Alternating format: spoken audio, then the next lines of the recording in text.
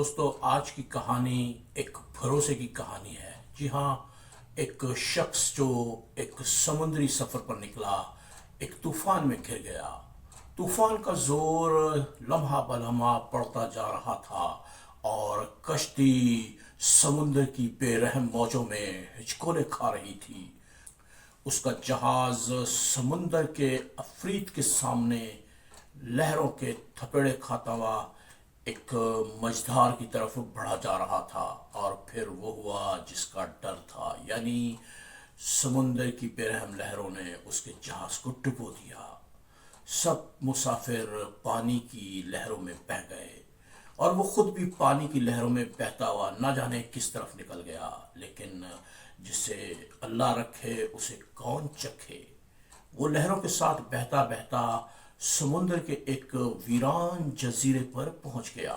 اس کی آنکھ کھلی تو وہ ساحل کی ریت پر اوندھا لیٹا ہوا تھا۔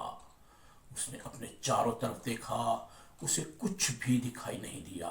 ایک ویران جزیرہ تھا جس میں ایک گھنا جنگل اگا ہوا تھا۔ دوستو اس جزیرے پر آیا اور ایک صاف سی جگہ دیکھ کر بیٹھ گیا۔ یہاں اس نے خدا سے دعائیں مانگنی شروع کی۔ سب سے پہلے تو اس نے خدا کا شکریہ ادا کیا جس نے اس کی جان بچائی۔ اسے خدا پر بھرپور یقین تھا۔ اس سنسان جزیرے پر اس نے خدا سے دعائیں مانگنی شروع کر دی۔ اے اللہ، کسی کو بھیج جو مجھے یہاں سے بچا لے، کسی ایسے کو بھیج جو مجھے اس ویران جزیرے کی قید سے رہائی دلا دے۔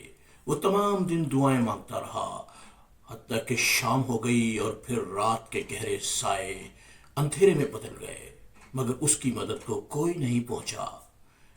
دوسرے دن پھر اس نے اپنا یہی معمول جاری رکھا اور خدا سے دعائیں مانگتا رہا، اے اللہ، کسی کو میری مدد کے لیے بھیج دیجئے۔ جس طرح آپ نے میری جان بچائی ہے، مجھے اس جزیرے سے رہائی دلائیے۔ میں پانی کے اس جزیرے میں قید ہو کر رہ گیا ہوں۔ مگر دوستو کئی دن گزر گئے اور کوئی اس کی مدد کو نہیں آیا، اور پھر یوں ہوا کہ دن ہفتوں میں اور ہفتے مہینوں میں بدل گئے۔ اب وہ اسی ویران جزیرے پر قید ہو کر رہ گیا تھا۔ اس نے کچھ سوکھی لکڑیاں اکٹھی کی، گھاس پھوس کی مدد سے ایک جھونپڑا تعمیر کر لیا۔ اب وہ سارا دن جزیرے میں گھومتا، پیاس لگتی تو ناریل کے پانی سے پیاس بجھا لیتا اور اسی جزیرے کے پھل کھا کر وہ اپنی بھوک مٹا لیتا۔ پھر آہستہ آہستہ اس نے مچھلی پکڑنے کا کچھ جگاڑ کیا اور سمندر سے مچھلیاں پکڑنے لگا۔ تو اب دعائیں مانگنے کا سلسلہ آہستہ آہستہ ختم ہو گیا۔ ایک طرح سے وہ مایوس ہو چکا تھا۔ اسے اب قدرت کی مدد کی کوئی امید نظر نہیں آتی تھی۔ اس کے پاس لکڑیاں ختم ہو چکی تھیں۔ وہ آج تمام دن سوچوں میں گم رہا اور اس لیے لکڑیاں اکٹھی نہیں کر سکا تھا۔ مگر اب تو رات ہو چکی تھی اور اس کے پاس دو ہی راستے تھے، یا تو بھوکا سو جائے اور صبح مچھلی پکائے، اور یا پھر اندھیرے میں جنگل میں چلا جائے اور کچھ سوکھی لکڑیاں حاصل کر کے آگ جلائے۔ دوستو بھوک نے ستایا تو وہ لکڑیاں اکٹھی کرنے کے لیے جنگل کی طرف چل نکلا۔ وہ جنگل میں پہنچا تو آسمان پر گہرے بادل چھا گئے اور تیز ہوائیں چلنے لگیں۔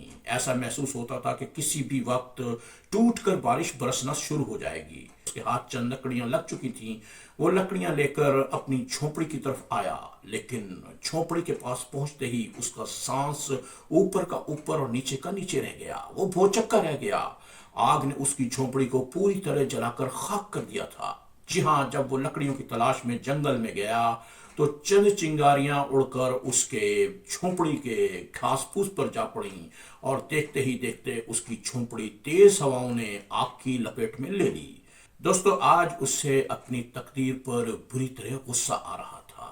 اس نے اوپر والے سے گلے شکوے کرنے شروع کر دیے، اے خدا، تم نے مجھے اس ویران جزیرے پر لا کر قید کر دیا، میری دعائیں بھی سننا بند کر دیں، میری طرف سے کیوں منہ موڑ لیا، اور اب میرے سر چھپانے کا یہ ایک واحد ذریعہ بھی آپ نے چھین لیا۔ اس بھری برسات میں اب میں کہاں رہوں گا؟ اس بھری برسات میں اب میرے پاس کوئی بھی ٹھکانہ نہیں۔ یہ سوچ کر وہ مزید مایوس ہوا اور جنگل کی طرف چل نکلا۔ وہ چٹانوں میں سر چھپا کر بیٹھ گیا اور پھر بارش برستی رہی۔ صبح ہوئی تو اس نے کیا دیکھا کہ اس کے جزیرے کے پاس ایک بہت بڑا بحری جہاز آ کر رکا ہوا ہے اور بحری جہاز سے کچھ لوگ اترے۔ کیپٹن نے اسے آ کر کہا کہ ہم تمہیں بچانے کے لیے آئے ہیں۔ وہ حیرت میں ڈوب گیا۔ کیپٹن نے کہا کہ جب آپ نے فائر سگنل بھیجا تو ہم سمجھ گئے کہ اس جزیرے پر کوئی شخص پھنسا ہوا ہے، چنانچہ ہم آپ کی مدد کرنے کے لیے آ گئے۔ دوستو، اس نے آسمان کی طرف نظر اٹھائی۔ کچھ دیر پہلے وہ خدا سے مایوس ہو چکا تھا اور گلے شکوے کر رہا تھا، اور اب اسے خدا کی مہربانی اپنی آنکھوں کے سامنے دکھائی دے رہی تھی۔ ایسا ہی ہوتا ہے ہماری زندگی میں۔